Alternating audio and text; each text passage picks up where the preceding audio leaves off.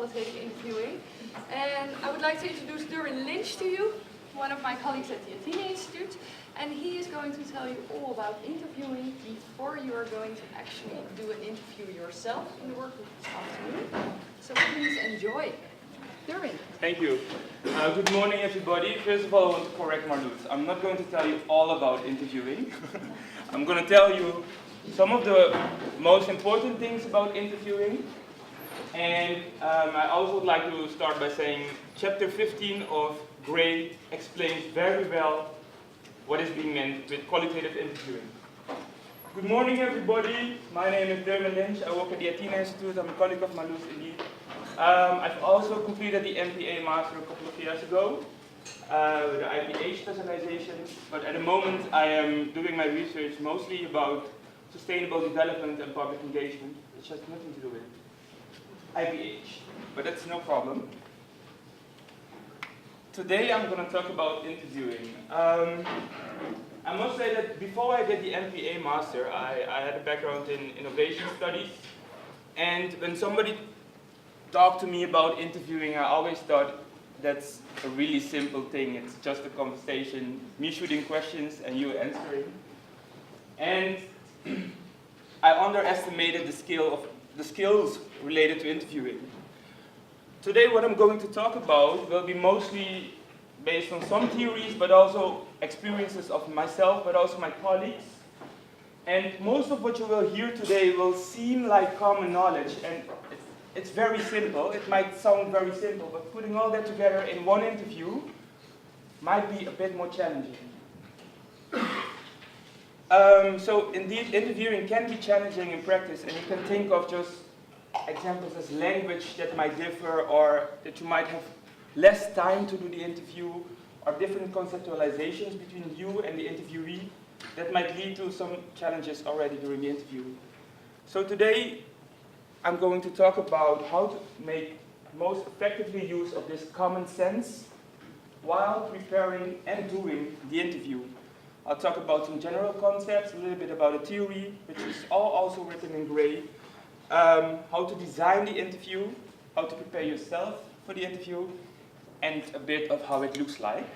And you will practice in the working group sessions today with lots of nice exercises.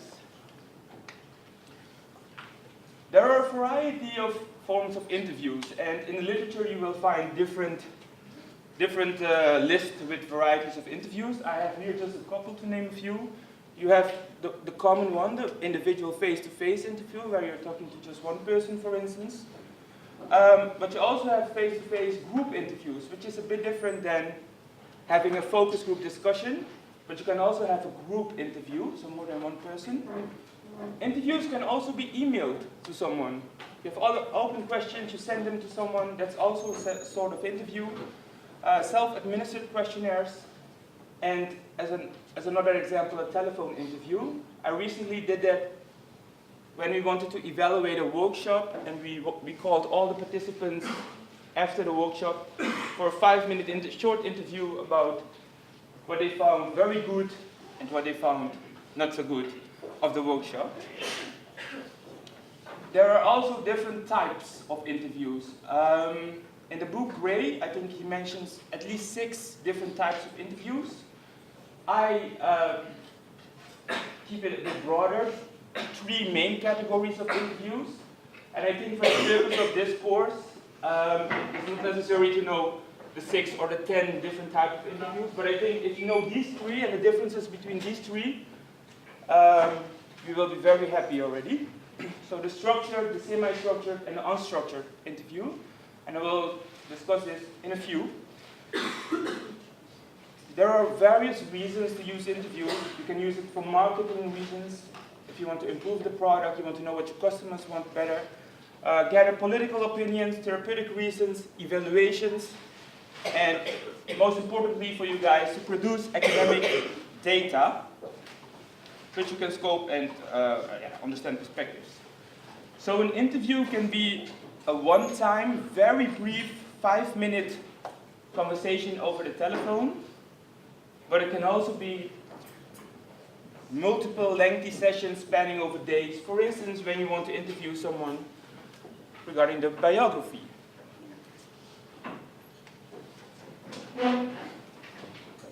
Well, as I started to say, it might seem common sense and it might seem very, very easy, but an interview is different than an everyday conversation. Because you as a researcher are very much in control. And we are talking here about an interaction between two people in a surrounding that can be affected by the time, by the feelings of someone, by noise, etc. Many different things can influence an interview, but you as a researcher, and preferably during your internship, you will do the interviews. Some of you might not be able to do the interviews yourself because you need a translator, for instance. But you as the researcher and the interviewer are very much in control of what's happening, and that's very important because you're gathering your data for your analysis on which you will base your conclusions. So you should be very aware of the role that you have as an interviewer. You are the main instrument. We've all, last week, had nice lectures about conceptual models and theories, etc. And you all worked on a very specific research aim. That is also something that you need to keep in mind when doing the interview. You have a goal with your study, and with the interview you want to achieve something, to say something related to your goal. And also you want to dissect, it means you want to explore everything that is being said. In most cases you will record the interview, but sometimes you as a researcher don't know a priori what all the answers will be that you will get from the interview, but some things might be said that might be very relevant. So after the interview you will dissect everything that was being said.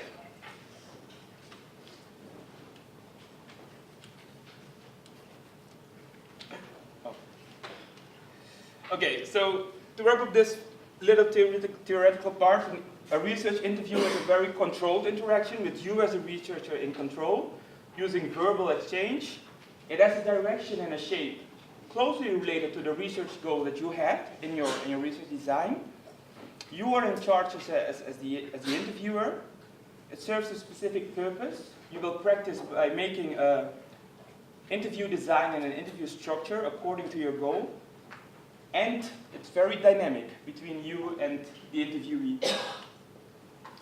But why use interview? Doing interviews is one of the main data collection methods for qualitative research. It is a very good tool to assess especially people's perceptions, what they think, to understand how people think and how they make sense of issues, realities, situations. So you really use interviews to get deeper into that values, reasons, motivations, meanings, experiences, etc., etc., to know how certain people, certain actors construct reality, or their reality. With your research goal, you also have a specific purpose, what you want to study, why you want to study it, and how you will study it. And you will also select very carefully who you will be interviewing. So your participant selection, which is also one of my later slides. You also have a very well-made design, which you thought of very well, based on some theories in some cases. But one of the most important reasons to use interviews is indeed to understand others and to have an in-depth exploration of how people think. So as I mentioned before, I will focus on three main types of interviews: the structured, the semi-structured, and the unstructured interview. With a structured interview, you can think of a questionnaire where you have all the questions already defined with answers. But you have someone, an interviewer, asking the people the questions, which in some cases is necessary because your population is illiterate, for instance, or doesn't speak the language. So there it will be necessary to read out the questions first. And you have the unstructured interview at the other side, which is totally not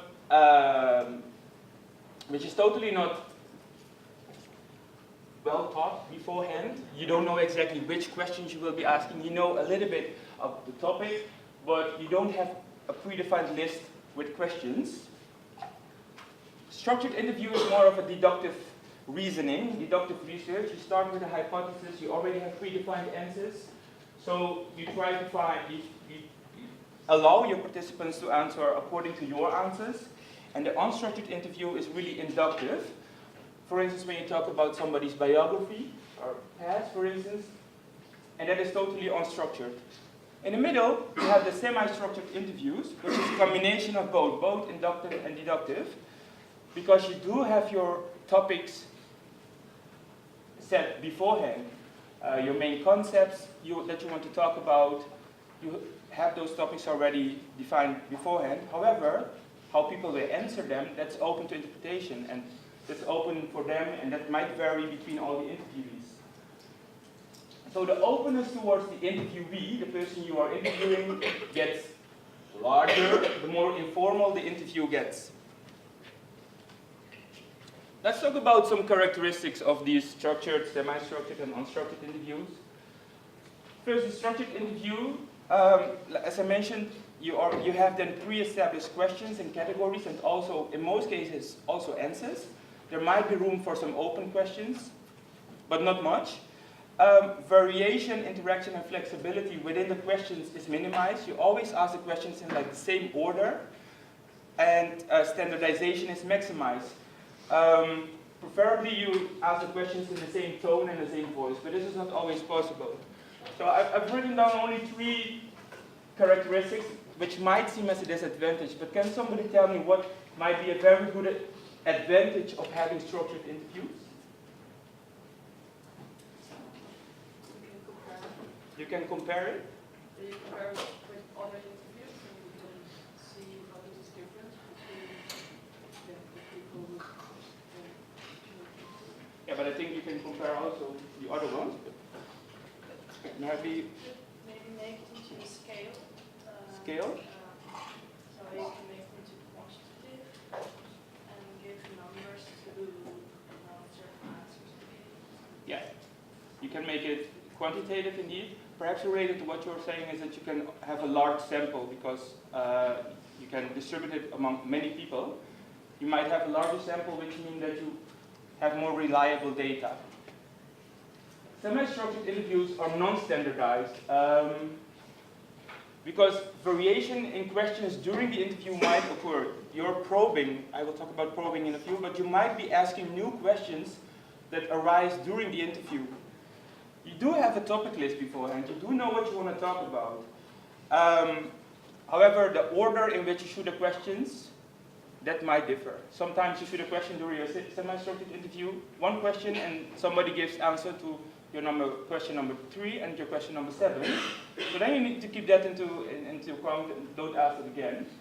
But a semi-structured interview is very dynamic and interactive compared to a structured interview, and it goes more in depth. It allows for the interviewee to express his thoughts and feelings and perceptions in a very more, how do you say it, very comfortable zone, because there are no predefined answers for him. The unstructured interviews are also going in depth.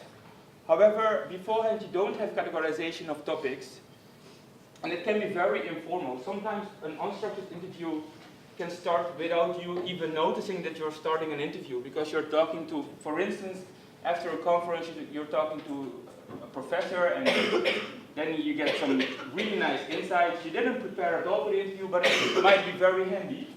So it's very informal and non-directive. It really depends on what the interviewee wants to tell you. That's how you make sense of the data, and that's how you do that interview. I must say that unstructured interviews are way more difficult to analyze because you don't know beforehand how to prepare yourself for that analysis. There are of course some theories behind it. Structured interviews are more easy to analyze, like you mentioned. They can be quantitative and maybe quantitative. Semi-structured interviews are a bit more lengthy as well, a bit more difficult to analyze compared to structured interviews. But semi-structured interviews can be very costly. And why is that?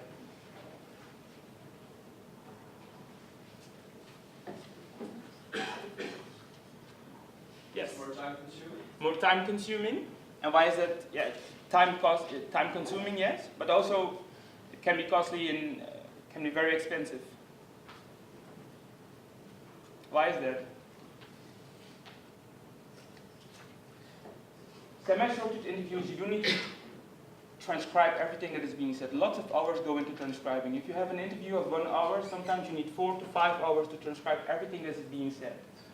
If you have 15 interviews, you can already think of how many hours you will be spending on that. If you have an interview in a different language, you need to translate that as well.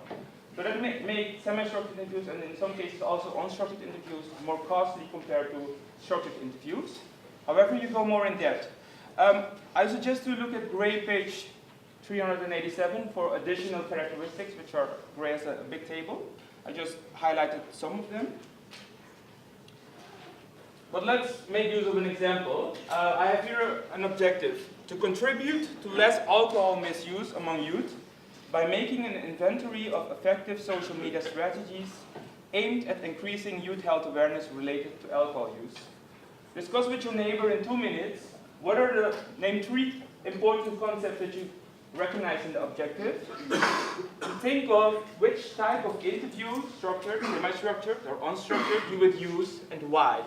2 minutes to think about it.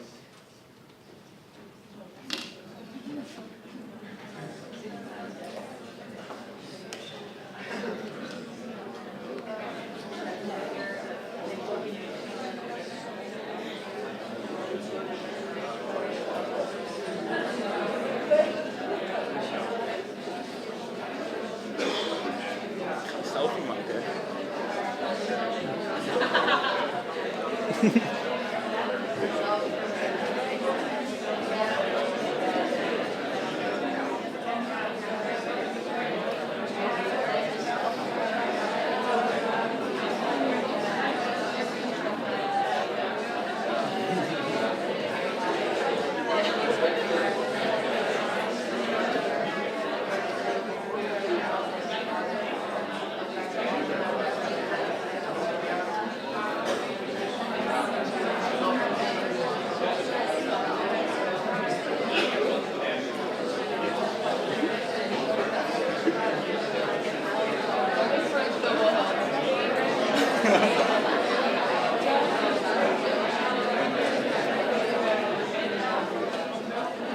Okay.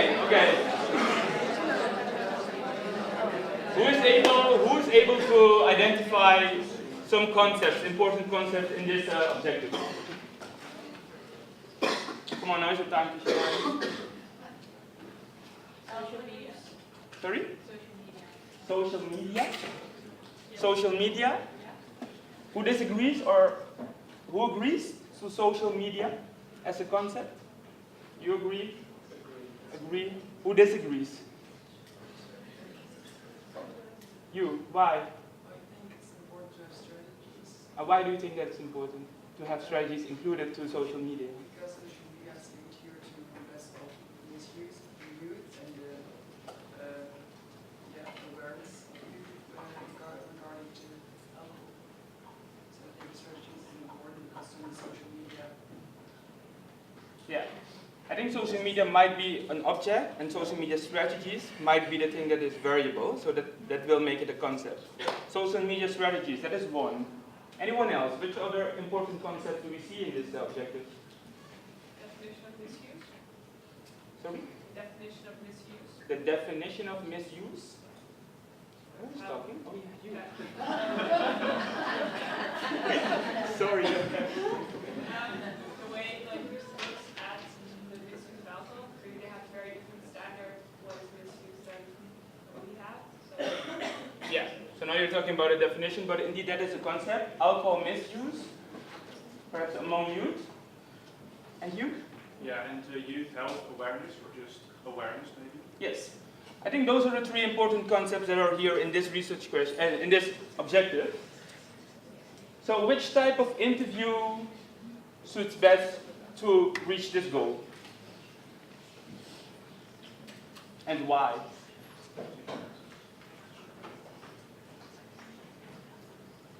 I would say structured because then you can send a lot of questionnaires to young people and you kind of have already a direction, so you don't really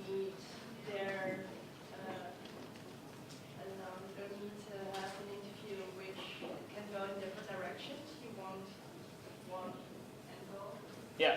So she's saying we would use structured interviews because, first of all, we can have more people, we can reach more people, and you don't need to go really in depth. Is that what you're saying? Yeah. Okay. Who disagrees to that? You there in the back. I think you would like to have semi-structured because you want the youth themselves to come up with strategies that they like, and you might think of beforehand some strategies that might work, but the youth themselves might want something very different. So Yeah. I think it's better to let them come up with ideas. So let the youth come up with it. Yeah. And your name is? My name? Yeah. Gil. Huh? Gil. Gil. So what Gil is saying is no, we would better use semi-structured interviews because we don't know beforehand all the strategies that might be effective for certain people. So we cannot include all of them in a questionnaire, in a structured interview. Who agrees with Gil? Okay. I also think that for this purpose, it is more relevant to have semi-structured interviews. I think most importantly because of the effective social media strategies. Because what is effective might vary per person, but I think it's also interesting in this case to know why it is effective or why it is not effective. And that you will really need to ask further and a bit more in depth. So I think semi-structured interview might allow you to reach this research objective in a better way. But of course you can always use structured interviews afterwards to check whether that is correct, etc. Okay, so let's talk about a bit more about the semi-structured interviews. I think for the purpose of your own internships in a few months, most of you will use semi-structured interviews because that fits easily within the 5 months time frame. The topics are fixed. That's the shape of it. You really know already before you start doing the interview what you're going to talk about. In the example beforehand, you know you will talk about alcohol misuse, you know you will talk about effective social media strategies, but also youth health awareness and how different people think of those things. So you already know beforehand what all the topics are. However, the questions and answers are open to the context of the interviewee. So the interpretation really depends on your interviewer. And why you want to do this? Because you want to know the views and the range of views of different people on a specific topic. So as an interviewer, you do set a framework, and sometimes new questions might arise. You as the interviewer determine what is said, but you don't determine what is said, but what kind of things are being said. And as an example, imagine if you're interviewing an expert of an NGO, for instance, on different social media strategies. You might ask him, what are effective health campaign strategies and why, etc., etc. I had an example before also. Narrative, unstructured interviews are, like I mentioned before, very unstructured and very open to the context and stories of the interviewee. And you really want to draw the experience of someone related to a specific topic. And that might be, for instance, his youth in a biography, but that might also be related to his experience at a university, for instance, an event, a process, structure, situation, etc. But it's really an evolving conversation. It really depends on what your interviewee wants to say, and you might ask different questions then, but you're not really leading. Together with your interviewee, you together construct the reality of that interview. So as an interviewer, you try not to influence and don't be too much into control.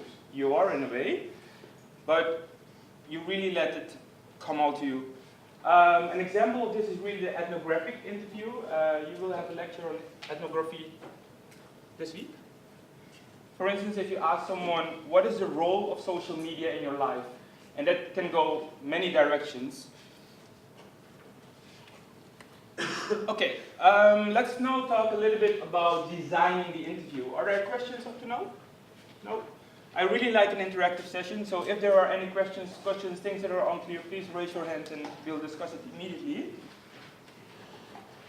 First of all, let's talk about questions, because if you're doing an interview, you're using questions. I want to talk about open-ended questions versus closed questions. Open-ended questions really allow for a broad range of answers. For instance, what, why, how, those are most commonly questions that start with those words. How do you think about something? What is your experience regarding something? I have a question. If you maybe can slow it down a bit because we feel like you're rushing a bit through the slides. You want me to slow down a bit? Yeah. I'll slow down a bit. Open-ended questions versus closed questions. Is it clear about open-ended questions? Yeah. Okay. Closed questions only have a few answers possible. Some things might be very specific. For instance, what is your age? Or questions that end with a yes or a no. Sometimes people might say to you, this is a closed question, and that is wrong. Not always a closed question is wrong. Sometimes a closed question is necessary to have some confirmation. But in general, if you're doing, for instance, semi-structured interviews, you want to avoid having closed-ended questions because you don't allow the interviewee then to really express his thoughts and experience it. So it won't go really in depth. So you design your interview with preferably most open questions, and also sometimes a few closed questions. But there are also assisting tools, I call them, that you can use during the interview. Examples of these are the vignettes, which might be very handy, for instance, if you are talking about a very sensitive topic. Imagine that you are doing some research in Sudan about female genital manipulation or something, yeah? And you don't want the woman that you're interviewing to feel very offended. Then you have a vignette, which is a short story, for instance, about a girl, a 14 years old, living in a rural area, etc., and who went through a certain situation. Then the interviewee won't relate herself to the questions, but you will then talk about the vignette, which can make it very more comfortable for the interviewee. You can also use rankings, for instance, if you're talking about different strategies, and you mention together with your interviewee about 5 or 6 strategies, but you want to know which one he found more effective, then you can make them very clear on a table, on a piece of paper, and then let him or her assign a number related to the priority of which one is more effective. Visualizations you can also use post-its. Our colleagues at the Athena Institute are doing research with children in hospitals. So children with chronic diseases can design their own ideal hospital. So they use lots of drawings to see from the perception of children how they would preferably have the hospital being designed. You can also use verbal diary, which is, for instance, that you ask someone to tell you about yesterday, what did you do at 8 o'clock, what did you do at 9 o'clock, what did you do at 10 o'clock, etc. Those things are really assisting the interviewee to have more structure and to have more clearness about what is being said and done. And that you might get more out of the interview by using sometimes some of these assisting tools. So when you think of the questions, yes? I had a question about the previous slide. Because vignette, I think Vignette? that is that they tell about their story, but in the third person. No, you have a story written on a piece of paper, for instance, and you read it out to them or you let them read it. So a short story of a particular situation, a girl with a particular disease, etc. And why is this girl, for instance, not having enough help or something like that. And that is related to their problem, or? It's related to the topic, to a very sensitive topic, for instance. So then you introduce your topic and then they'll tell something about their story. No, let me give an example. Imagine you want to talk with girls who might be raped, but you don't want to talk to the person sitting in front of you about their personal experience of being raped, but you do want to know, for instance, how the local police is dealing with the situation, with the case, if they take it seriously or not, or etc. Then you just write a story about a girl who got raped and who sought help. Very short story, and then you present it to the interviewee, and then you ask the interviewee, how do you think the help of the police would be, etc. And then she would relate it to the story instead of her personal life. It makes it a bit more easier for her. Clear? Okay. When you're making your questions, you really need to be very careful in phrasing your questions, but also which topics will you cover in your interview. It's very important to really think of the structure and a logical flow of your questions. I will give some examples in a few. However, I do want you to remember that you should avoid asking your main research question. It happens a lot that the main research question is being asked directly during an interview. You should remember that you have analytical questions and interview questions. Interview questions, you shoot them and you get an answer immediately. Analytical questions, your main research question is a perfect example of an analytical question, need some analysis beforehand. You need to analyze the data before you can draw a conclusion and answer that question. So if you have the feeling that you can ask your main research question during an interview and you get an answer, think again if your main research question is really good enough, because then it doesn't really need an analysis. You should also avoid leading questions, suggestive questions. I'll give some examples in a few. And questions implying some judgment. Let's look at an example. Is schooling your children at home wrong? What is wrong with this question?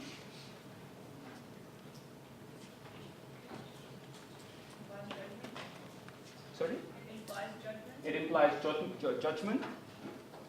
And it's also suggestive. It's also suggestive. Anyone else? It's closed. It's closed. You can also answer it with yes or no. Anyone else? Let's look at a better question. What do you think of homeschooling? It's a better question, but there's also something wrong with this question. Not an analytical question. It is an Analytical question. This is an analytical question, not an analytical question. You can ask it to someone. But yeah, these are examples of interview questions. So you do want your interview questions not to be too analytic. Oh, I was denied. No problem. So what do you think of homeschooling? What might be wrong in this question? You in the back. Maybe it's too broad. Maybe it's too broad. If you don't narrow it down, you will get too wide answers. Yeah, I think this question is a bit too broad. Perhaps slightly better question might be, what do you expect from children's education? Because then you are not only talking about what do you think of homeschooling, but also what do you expect from homeschooling, what do you expect from education. I even think that an even more better question might be, what do you expect from the school related to your children's education, or what do you expect from your child's peers, or you as a parent related to your children's education. Wording, that's very important. You need to be aware of questions that might be very biased or leading. As I mentioned, I will give some examples. So they are phrased in such a way that not all answers are equally acceptable. And examples of these are, for instance, as a tennis club board member, do you often visit a match? Does everyone see what is wrong with this question? Yes? If he says no, he's probably not a good club board member. Yeah, so you're really like forcing someone to say, yes, of course I visit a match. Do you really think that's the best intervention strategy? That one is a bit obvious, right? It also depends on the tone that you as an interviewer are using when asking the questions, where you put the emphasis on. Also try to avoid multiple questions. So those are questions that are addressing more than one thing at the same time. For instance, how would you rate the health and the well-being of your parents? When someone gives an answer to this question, you don't really know if they're talking about their health or if they're talking about the well-being. You don't know if they were already aware that these things are separately and they should make a structure, so they should talk about health first and then about well-being. This can confuse your interviewee and also then affect your data. You want to avoid multiple questions. Ambiguity. Those are questions that don't specify which part of the questions need to be addressed. For instance, do you visit your physician regularly? Someone might wonder, do I have to answer this with a yes or a no? Or do I really have to think about what is regularly? Is that like once a month, or is it like once every 6 months? You want to avoid having your interviewee feeling this confusion and don't know really what he or she should answer. So think about how you would phrase your questions. One of the important things in doing interviews, especially semi-structured interviews, is probing. With probing, we mean that you ask extra questions to get more in depth, to get more insights. And that could be because you want more clarification of something. And you can just say then, for instance, things as, tell me something more, or could you explain this and that, or what is that what you just mentioned? So you might want to clarify, you probe to clarify some things, but you can also probe to know what are the following steps. Go on, and then what happened if somebody doesn't carry on in answering. Some interviewees really talk a lot, but others are really quiet and don't give much of an answer. You really want to get all of those things, all of those thoughts being made explicit. Sometimes you probe to seek reasonings or motivations of certain answers. Why do you think that? Is that related to something else? And finally, sometimes you need to probe just to rephrase and to make sure that you as the interviewer got everything right. For instance, you told me in the beginning about blah, blah, blah, but in the light of what you're saying now, can you explain blah, blah, blah? So that is clarifying a bit more in depth based on some new insights. So those are 4 reasonings why you can probe.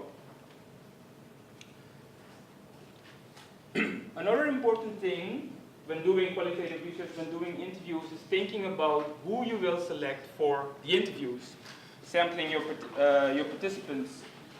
As I mentioned before, doing structured interviews, you might reach a lot of people, but doing semi-structured interviews, taking into account the time constraints that it takes to do the interview, transcribe the interview, analyze the interview, etc. You cannot interview 100 people within a time frame, for instance, for 5 months. So you really need to think carefully and good about who you will select for the interviews. Random sampling is not so useful for qualitative research, so that I can randomly sample them for the interview. Why is that? Why shouldn't you sample your population randomly for qualitative interviews?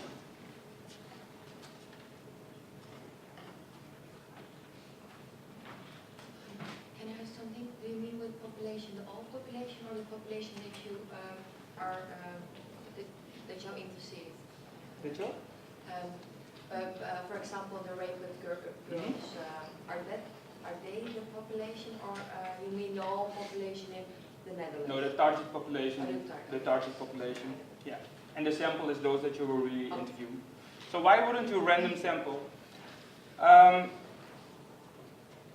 because you do want to have a variety of perspectives. You do want to have variations in your answers.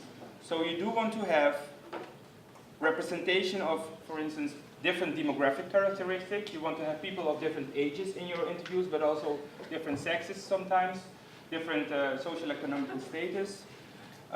Sometimes when you're interviewing a complex issue, you want to have multiple stakeholders. You want to have a doctor, you want to have a nurse, sometimes also the patients.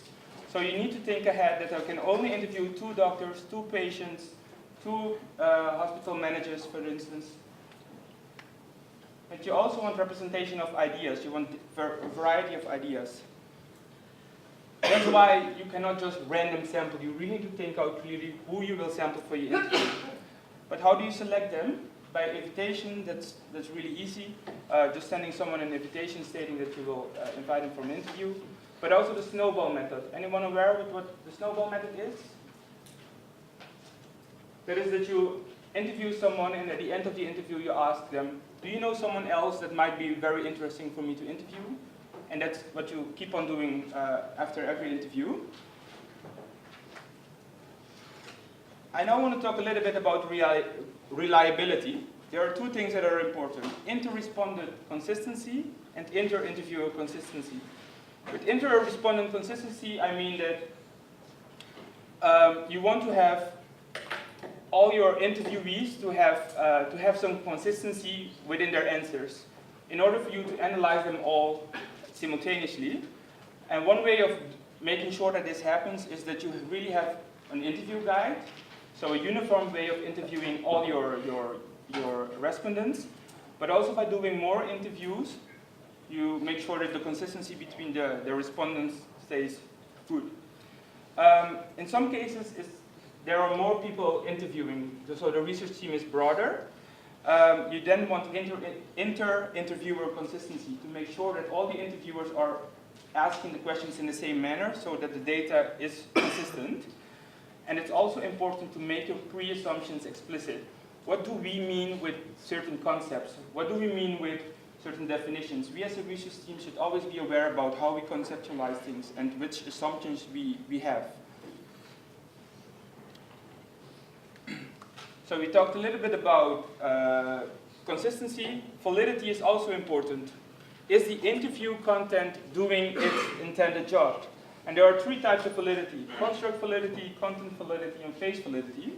Construct validity is, does the interview really reflect my underlying construct, so what I have written in my theoretical background and the concepts, etc., the relations. Content validity, do the questions that I have cover all the topics that I had beforehand? And finally, phase validity, do the question seem valid to the person that I'm asking? Sometimes you write on a question, but then the interviewer is like, I don't really understand the question. So that's three checks that you can have to make sure that your interview is valid. You can improve on validity by means of triangulation. That means you're using different data collection methods.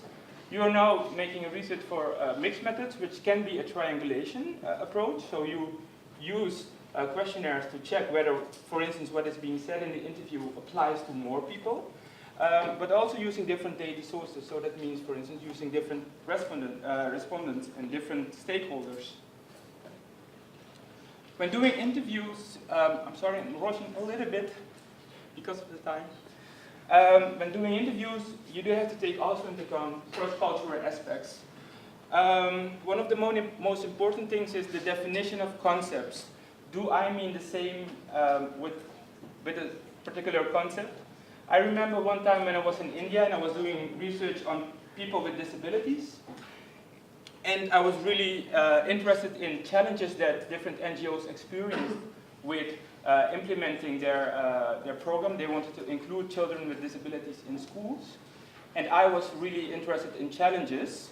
But I had a talk because of the language. But my talk had a different perception of the word challenges. When he heard challenges, he thought of physically challenged people. So that got lost in the translation, that got lost in the interview, and that really affected my first two interviews, just because of a different conceptualization of the word challenge. You should also think of the language and translation cost, culture and attitude and beliefs. Sometimes it's not okay to as a woman to interview a man, or vice versa. Sometimes religion is very important aspect. This is really relevant for those who are doing IPH specialization. Sometimes gaining access to your interviewees might also be something to take into account. You need, for instance, the approval of your of a leader. Some communities are really closed and not really open to people doing research on them or with them. So these are things that you should take into account when preparing for the interview. So this is really knowing the context that you're doing the interview in. Body language is also something to take into account. In many cultures, maintaining eye contact means I'm very interested and I'm actively listening. But in some cultures, it's really offensive to keep eye contact, especially when you have to deal with age differences. Social distance, it's okay to shake a hand, but further you don't really touch, etc., etc. Active listening pose, always be aware of how your body is towards the speaker. Nodding, not looking at a watch the entire time. Those things are things to take into account. These are really well described in the book of Gray as well, and really easy to read. just before the break, I want you just to think with your neighbor, who is your favorite interviewer and why? I have here 1 minute, but let's make that 20 seconds. Who is your favorite interviewer from the and why?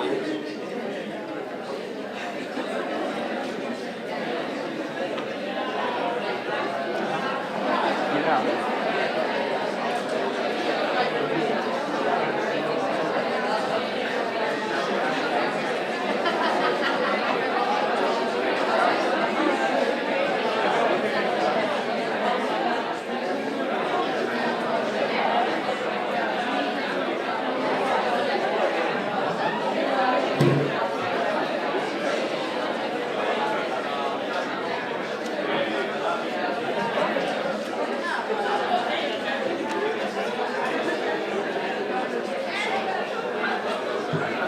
Maar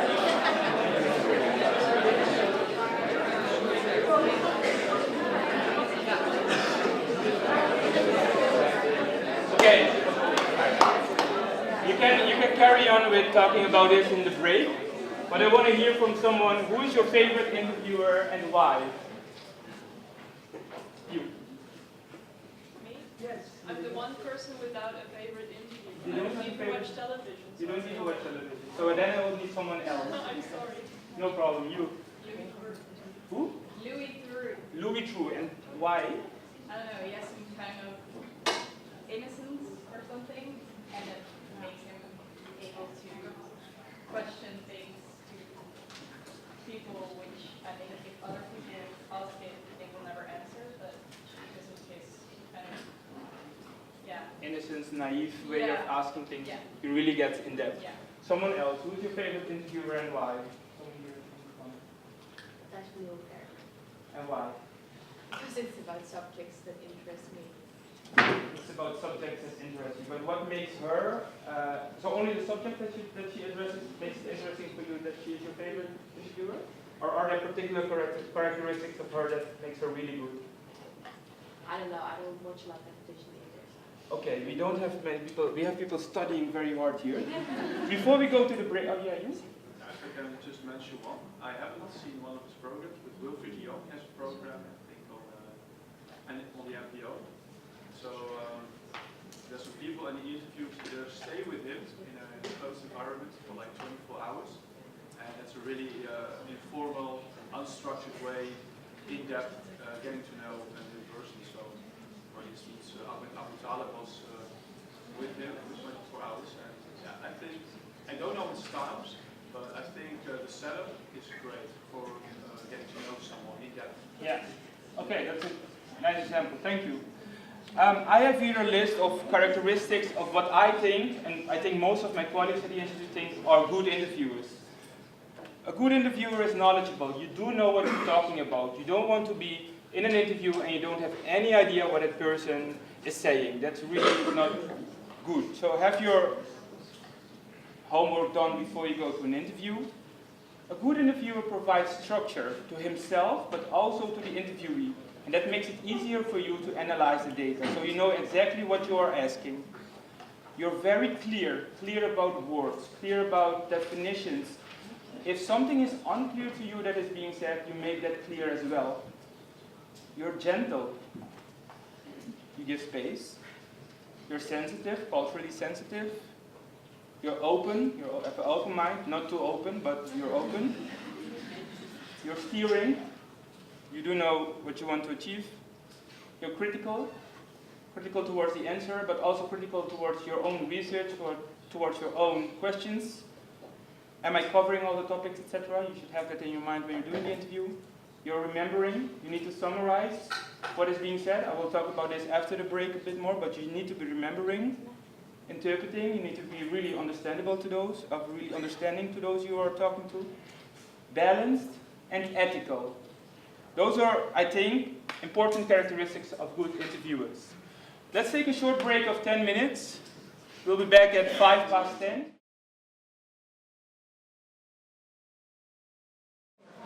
Okay, thank you. Okay, so before the break we talked about different types of interviews, and we talked about especially questions and how you should phrase your questions related to the interview that you will be having. We're going now to the second part of the lecture, and I'm going to talk about two main things. One is building rapport, and the other one is a skill that you really need to practice as an interviewer, which is about listening,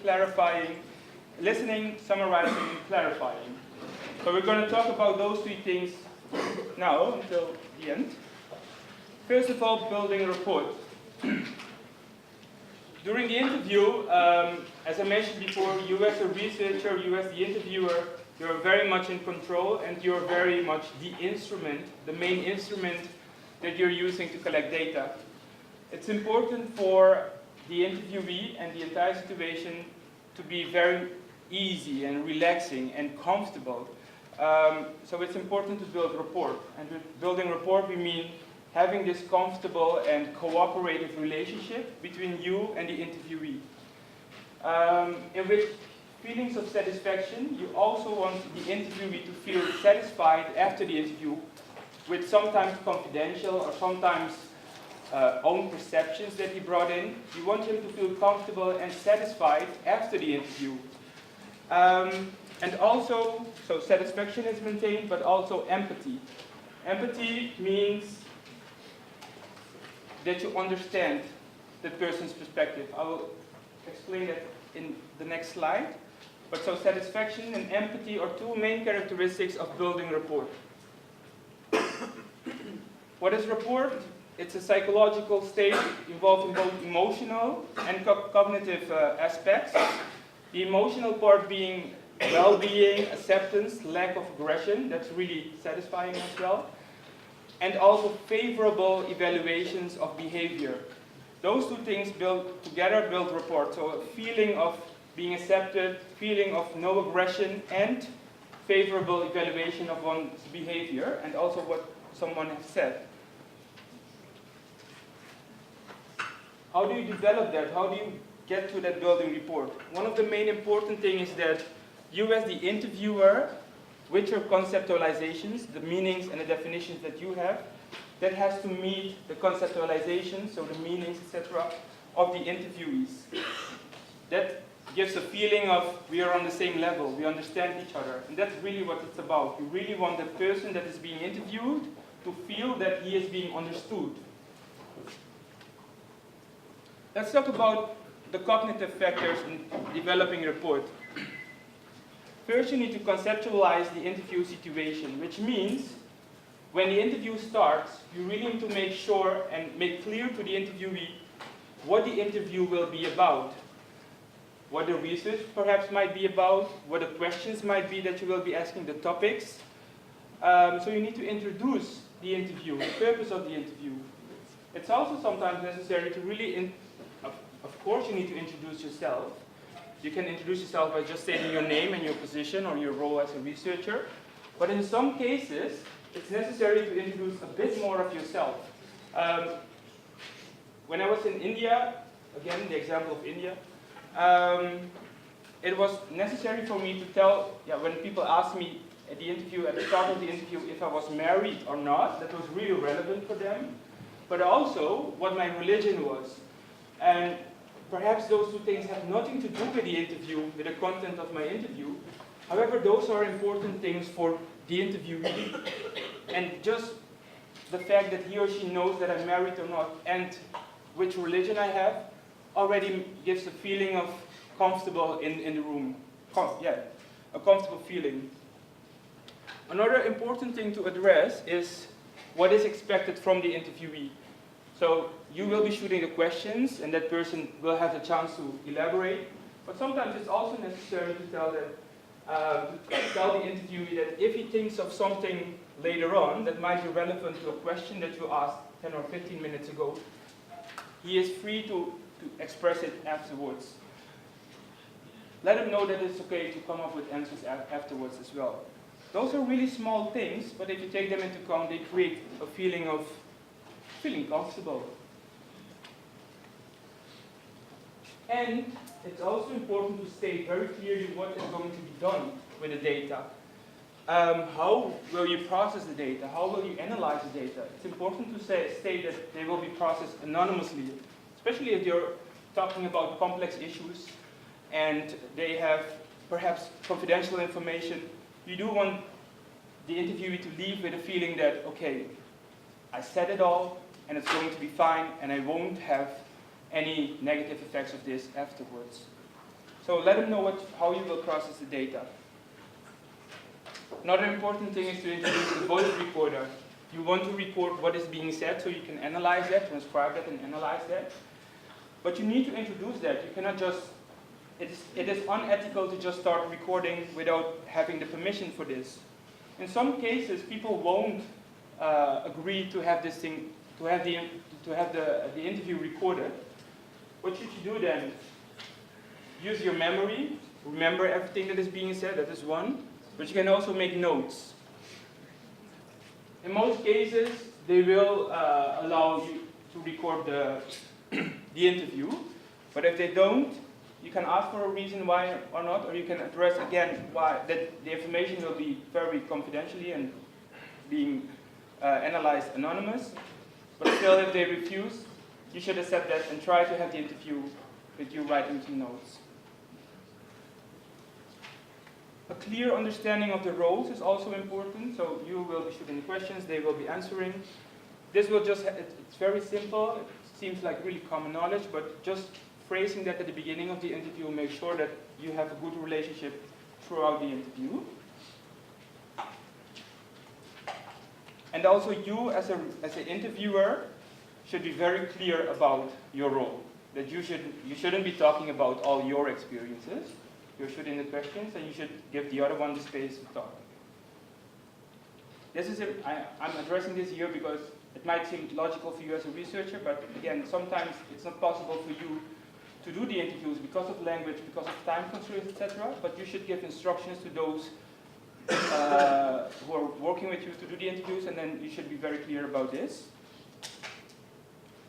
Social factors in developing rapport. So during the interview or at the beginning of the interview, there are also social factors that might influence building rapport. It is perhaps a fact, or a common fact, yeah, that most people want to be liked and be seen as likable. So one way of addressing this part is by always be very polite, know the context, know what particular norms and values are, show respect. Those are important things to take into account. I will skip this assignment. Write 2 social effects that hinder with the validity of the results. I have the answer here. Make sure that you are aware of your clothing style, your body language, your language.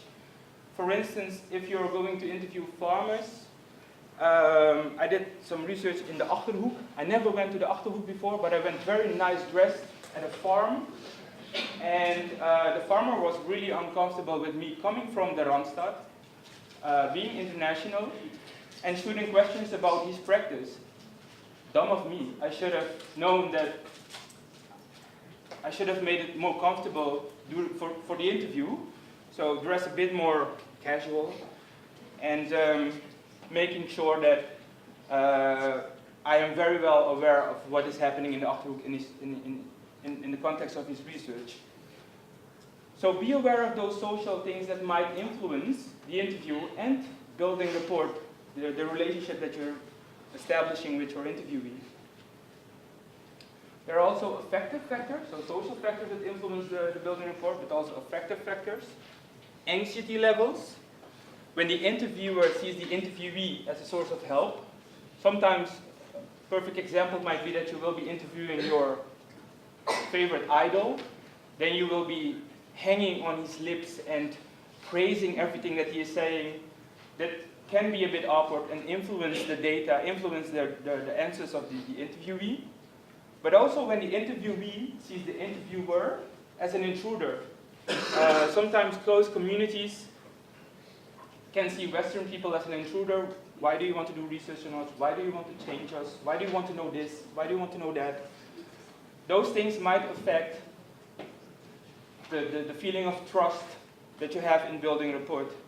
Status differences might also influence it. when the interviewee sees the interviewer as the expert, and he then might shut down or not really feel comfortable to really express his thoughts and feelings because he thinks you are the expert as the interviewer.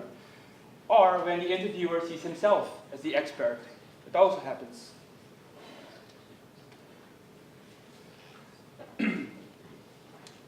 One other important thing that I want to address is empathy. Empathy versus sympathy. In doing interviews, you want to obtain reliable information, reliable data, because you need to analyze that in order to answer a research question that you worked so hard on the framework, etc. So you want to obtain reliable information. As I mentioned, to get this you need to build rapport to maintain a good relationship, regardless of the interviewee's behavior or attitude. You as an interviewer are always professional and try to maintain a very neutral position. Keep your judgments to yourself. But how should you do this? You should be able to distinguish empathy from feelings of sympathy and antipathy. What do I mean with this? Sympathy and antipathy are, when we talk about sympathy or antipathy, we talk about feelings. Feelings are really essential to sympathy. But feelings are not really essential or necessary for empathy. So if you're expressing sympathy in an interview, for instance, I feel such a pity for you, etc., etc., you're expressing your feelings, and that might not always be helpful for the relationship, but also then not helpful for the data that you're collecting. Because feelings can change, perceptions can change. And what if your thoughts or your feelings bias the data? You don't want that to happen. So try not to express too much sympathy, and definitely don't show antipathy. Because if you show that you dislike what the person has said, or if you dislike a particular person, the interviewee, of course the interviewee will get defensive, answer incomplete or inadequate, or even doesn't want to carry on with the interview. And then the feeling of satisfaction that you want to achieve by building rapport, you won't achieve that. What is empathy? That is what you want. Empathy means that you are understanding the other person's perspective. You don't really showcase if you are agreeing with something or disagreeing, so if you like something or not, but you do show that you understand the reasoning behind what is being said. So you're putting yourself in that person's shoes. This might require some complex conceptualizations of behavior and motives. It might be discomfortable for you to understand the person's perspective. However, by doing this, you allow yourself and your research to get a broader variety of answers and more in-depth answers. One example that I would like to use to really understand the difference between sympathy and empathy is, for instance, probably you won't be doing this, but imagine if you would interview a serial killer and you want to know the reasons why he did those acts. If he tells you those reasons, for instance, because he had a rough childhood or because of other things, you might agree or not, but you don't express that you disagree or agree. However, you do understand his reasoning, and you do showcase to him that you understand why he did certain things. So you don't have to agree or disagree, but you do try to understand the reasoning behind it. And that's really showing empathy towards your interviewee.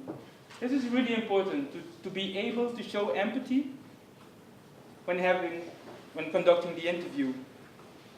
So understand why people think and reason in a certain way. And it enables judgments to be made from a wider basis. Yes? Is this clear to everybody? The difference between empathy and sympathy?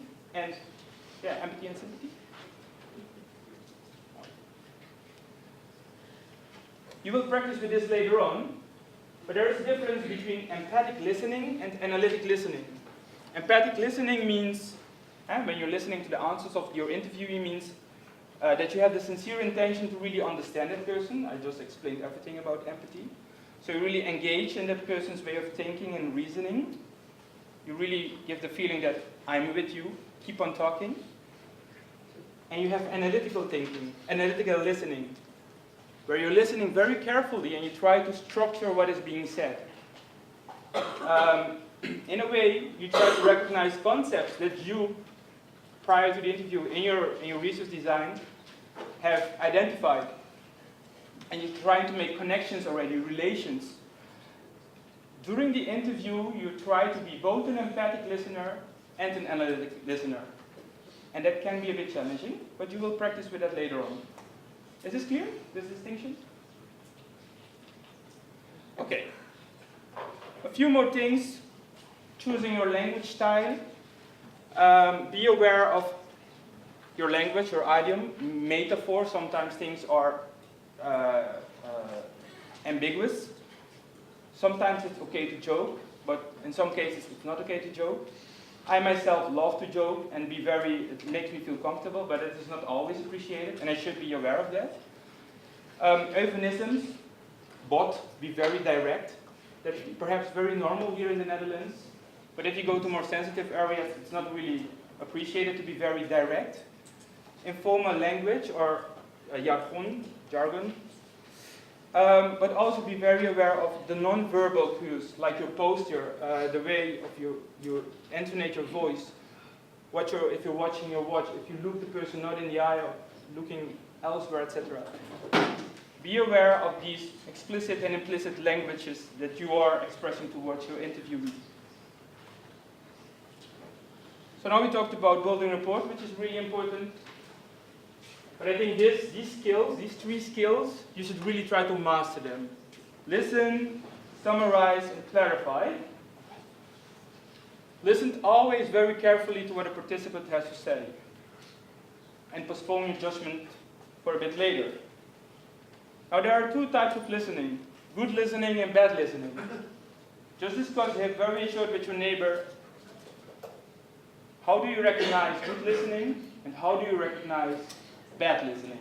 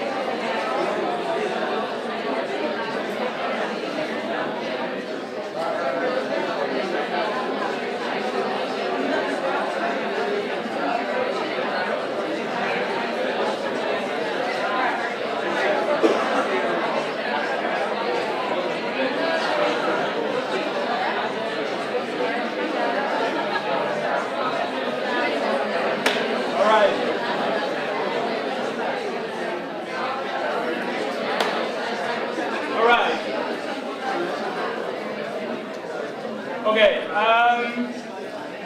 how do you recognize good listening and bad listening? What are the characteristics of good listening? Anyone? Anticipation? What do you mean by that?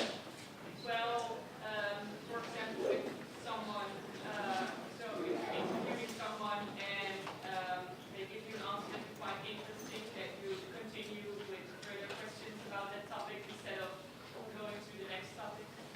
Yeah, so ask a bit more, so you really let them know that you listen to something of them and you want some more clarification of something, you ask further questions.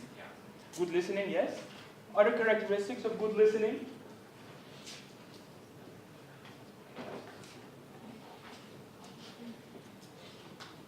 That you can connect their answers with answers they gave earlier. Yeah, that's also a good example. Also small things like giving space, providing space for someone, sometimes empty spaces, silences are appreciated. It gives that person more time to think. Ask for clarifications of what do you mean with this exactly?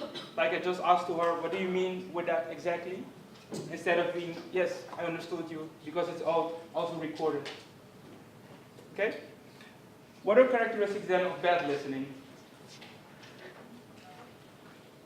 Only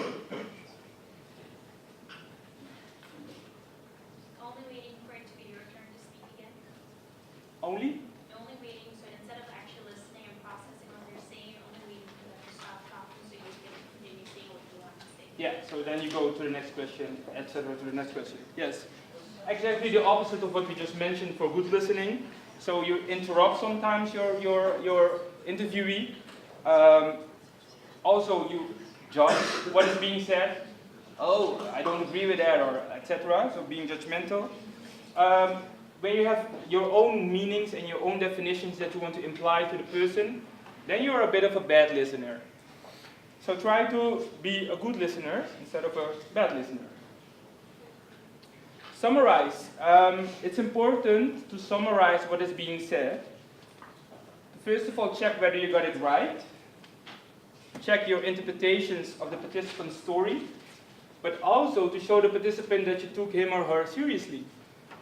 Therefore, it's important to summarize. However, you don't summarize after each question and each answer. That's not necessary. You don't also summarize at the end, summarize everything. You do need to practice with when do you summarize, what do you summarize, and how to do it. You can summarize on 3 different levels. On the content, for instance, if I understand it right, your objective is to reduce CO2 emissions by 80% in 2020, and that person might just nod or say yes or no. But then you summarize something that he said to make sure that you got it right. You can also summarize an emotion. Someone told you something, and then you might say, I hear you're really enthusiastic about that, about this project. And you then summarize the emotion related to something that is being said. It's also sometimes important to summarize on the level of relationship. Sometimes at the end of an interview, you as a researcher, you as an interviewer might have a feeling that a person might be in discomfort because he said, for instance, many things that were quite confidential or very personal. And you do have the feeling that a person is not at ease with how the interview went. You might then summarize your thoughts at that moment by expressing, for instance, I get the idea you're not really at ease what happens after this interview, and give that person some space to express his thoughts, and then you should deal with that. So be aware of these 3 levels of summarizing. And finally, clarify. That is that you ask questions in order to go more in depth. You can ask get questions, so what do you mean with this? But also why questions. Why do you think that? Or why do you say that? Let's now look at a short video of do's and don'ts of doing interviews.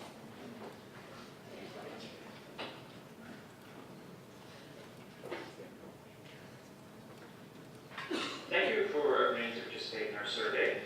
My name is Dr. Spock of the Balkan Institute for Human Social Research in London.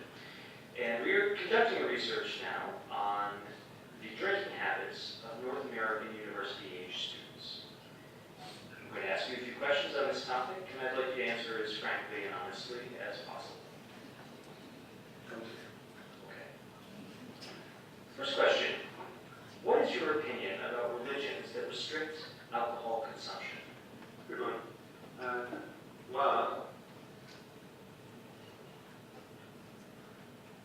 Mr. Valentino, do you agree or disagree with the argument that the legal drinking age in Quebec should be increased to 19 years of age? Or whether it should be increased? What's the legal drinking age now? Have you ever been referred to AA or NA by the RSO as the SAAQ, CAA, AAA, following a DUI or CPC 502 stop? You asked me. How many times in the last month did you get totally blotto wasted down the list of the other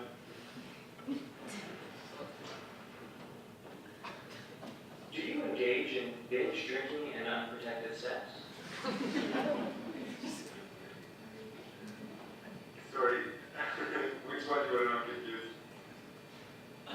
Do you engage in binge drinking and unprotected sex? At the same time? Just answer the question, please. Do you want a yes or no for both? I'm confused. That's fine. I will take that as a yes. What university should do about these shit show drunks who puke on the sidewalk outside the hall building? Give them a fine. In 2003, it was reported that consumption of 1 or 2 drinks of alcohol at least 3 to 5 times per week decreases the risk of heart attacks among men. Are you familiar with this report? Sounds familiar.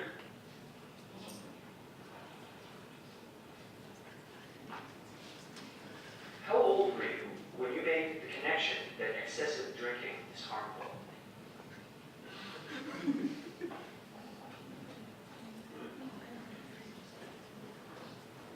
Good question.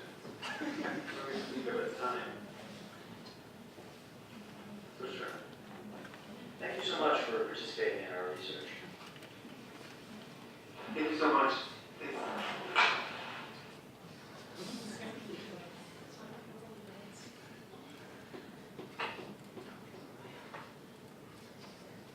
How many errors did we saw? I think of course, it's a bit exaggerated, but it's sometimes very easy to fall in just 1 or 2 of these errors. You can check this video again later if you want from the slides. But I think the most fun part will be later on when you will be practicing in the work group session yourself doing some interviews. And try to see or spot if your colleagues are doing something wrong, but also what did they do very well, and give them some recognition on that. My last slides of the lecture today will be about how the interview looks like, the opening phase, the developing, and the closing phase. So how do you open? The first contact that you make is the moment that you invite someone to participate in an interview. That's also the first moment that you are already establishing building rapport. So the invitation letter stating the purpose, the content, your credentials, phone, email, etc. The invitation is the starting point of building rapport. When conducting the interview, when doing the interview, the opening phase is also really important because you're introducing what is going to happen in the interview. You're going to introduce a bit the themes and the topics. You're going to introduce that you want to record it. Perhaps also the time that the interview might take. That is also something that you can address in the invitation letter, that it will take approximately 1 hour, for instance. During the opening phase, you want to create a trustworthy environment, so you introduce the roles. Be very explicit on the roles. Ask if there are questions. You explain the right to someone. In some cases, an ethical committee that's funding your research do want an informed consent signed by all your participants. Perhaps during your internship, this won't be relevant, so a verbal agreement is fine.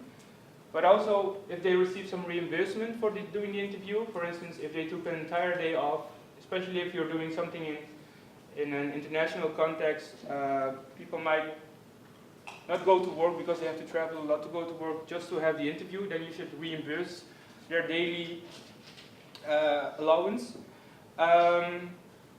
It's also important to state that you are there to obtain factual data and that it will be processed anonymously.